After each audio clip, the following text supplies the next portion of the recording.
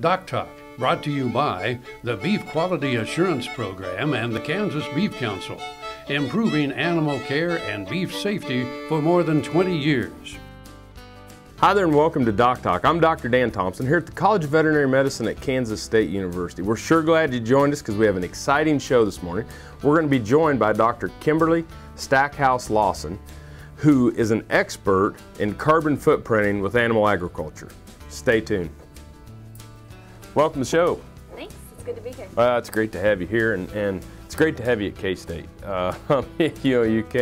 You bring so many things to our program and the programs here at Kansas State. We're lucky to have you be a Kansan now, but maybe I'll share a little bit about, who you are, where you came from, Sure. Just a little bit of background. Of course. I grew up on a sheep ranch primarily in Northern California, and then went to UC Davis for for all three degrees actually, my bachelor's, my master's, and my PhD.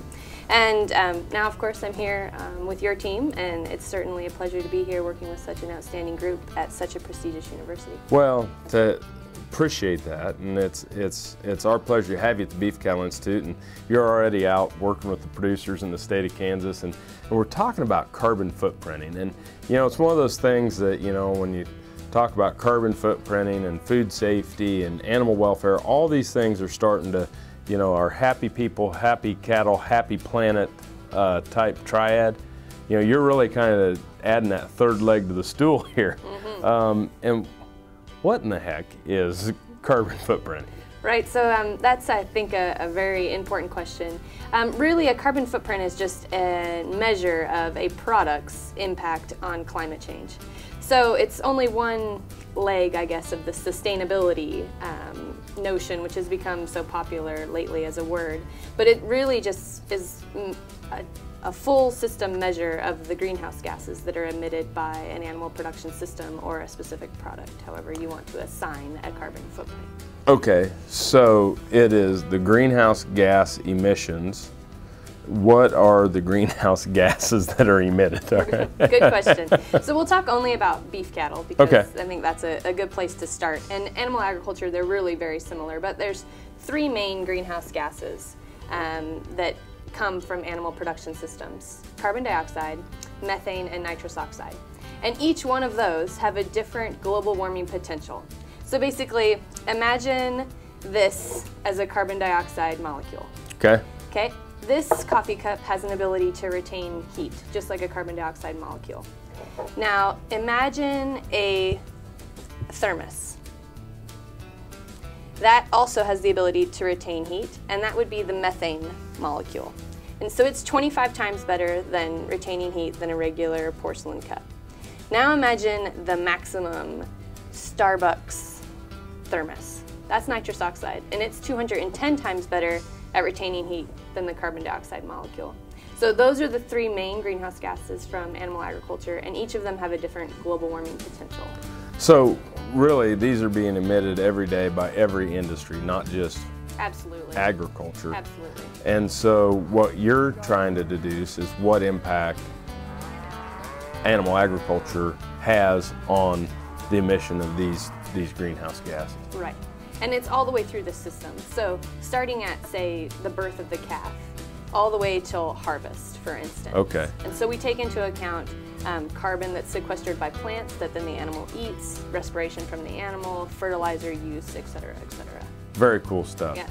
When we come back from break, we're going to discuss more with Dr. Stackhouse-Lawson about carbon footprint in animal agriculture. Thanks for watching DocTalk.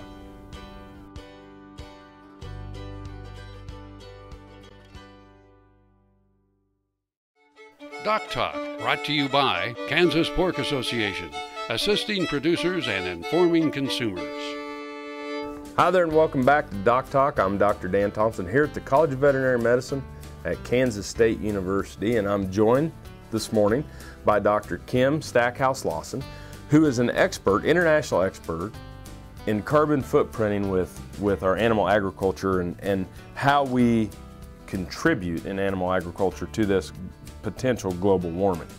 And we hear that thrown around a lot in political terms and ag terms, and we hear the word sustainability, and you get all kind of ready to fight, when you see that. And so, what are some of the myths associated with carbon footprinting that you're aware of?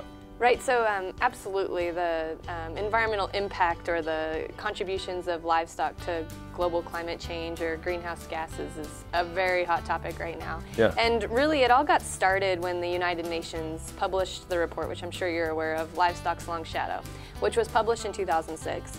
And they made a few big mistakes in that report. The first was that they evaluated livestock and transportation and then compared them. And they said that livestock were bigger contributors to greenhouse gases than all of the world's trucks, planes, cars, ships, etc. But what they did is they did a full life cycle assessment of livestock. So they looked at everything from cradle to farm gate, inputs and all outputs. And for transport, all they did was measure tailpipe emissions. So they didn't go into the environmental impact of making the car or anything like that. So they really compared apples and oranges. And from that report, the media took hold, and it became that livestock was responsible for 18% of all anthropogenic greenhouse gases. EPA in the US suggests that livestock is responsible for approximately 3% of all greenhouse gases. So there's a huge discrepancy even in government organizations. Yes. Are they in the animals category, or do they have their own category? No, humans are not even in the category. It's actually everything that we need as humans. It's assumed that we're going to contribute to our environment. Yes, Nobody else can. Right. So that's probably the biggest myth was the livestock's long shadow, 18% number. So really, 3% then of all emitted greenhouse gases in the world on a day-to-day basis come from livestock. That's a U.S. number. That's 3%. A U.S. number. Okay. And that's one of the other things we struggle with when we measure greenhouse gas emissions is comparing the world to a more regional scale. And it's really not fair to compare a world number to a U.S. number because efficiencies are so important in mitigating greenhouse gases. What are the efficiencies? Well, if we just talk about beef production, the faster we can get cattle to grow, the more feed efficient they are, the better they are at converting grains to protein, the less impact they're going to have on the environment. Huh. So then we go back to the old question of now the tangled web of, do we use metabolic modifiers? You know, people have used those as taboo. Now we're finding out, based on what you just said, that potentially could help save the environment? Absolutely. And in work that we've done, they actually reduce the environmental impact up to 10%. That's huge. Yep.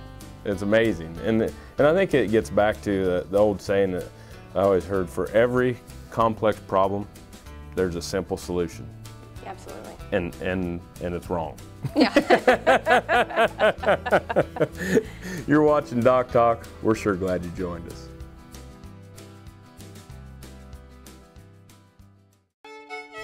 DocTalk, brought to you by the Beef Quality Assurance Program and the Kansas Beef Council, improving animal care and beef safety for more than 20 years. Hi there and welcome back to Doc Talk. I'm Dr. Dan Thompson here at the College of Veterinary Medicine. We're sure glad you joined us because we're having a great discussion with my friend and colleague, Dr. Kim Stackhouse-Lawson, who is an international expert in carbon footprinting and kind of understanding the sustainability of beef production, which is, I mean, we have been to how many meetings? International panels, national panels, state panels, talking about, you know, this environmental impact of many different industries. But the term that keeps coming up to me that I have a problem really getting my hands around is sustainability. Absolutely. And I think defining sustainability is one of the most challenging things about sustainability and even identifying with what it is. And I work also with the National Cattlemen's Beef Association. Sure. And my role there is to actually manage their beef sustainability project. And I think that the National Cattlemen's Beef Association has done an outstanding job defining what sustainability means to the beef industry. And they have put it on 3 pillars. That sustainability means that you're socially responsible, you're environmentally responsible, and you're economically responsible.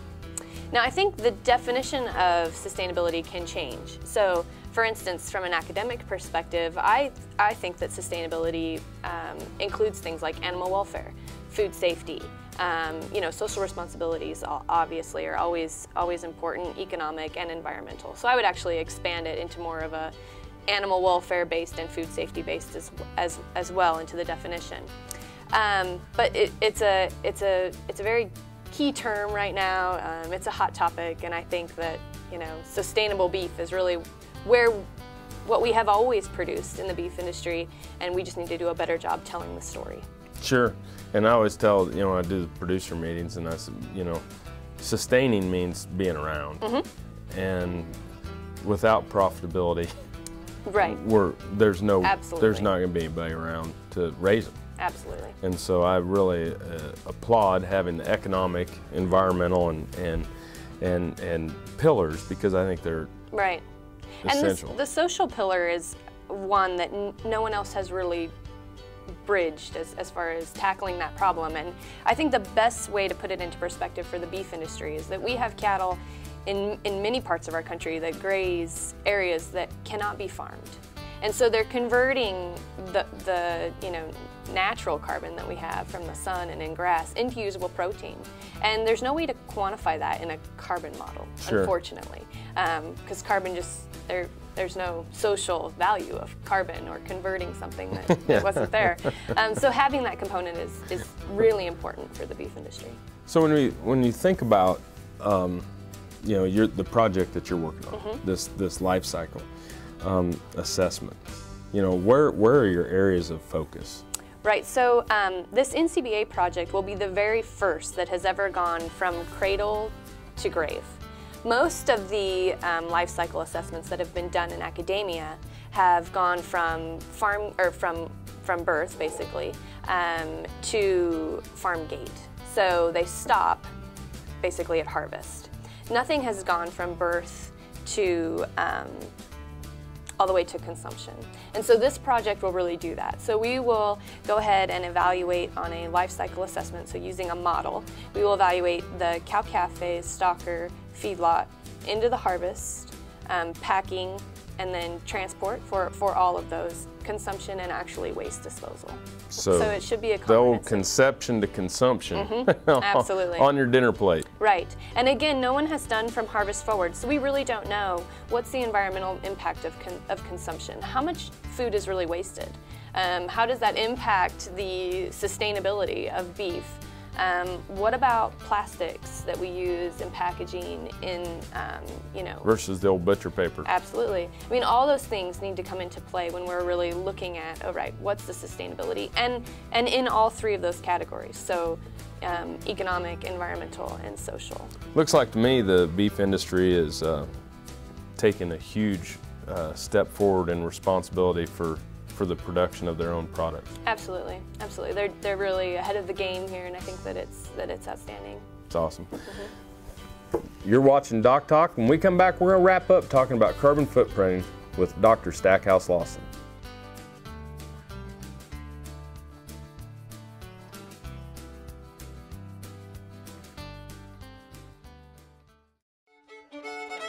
DocTalk, brought to you by Kansas Pork Association, assisting producers and informing consumers.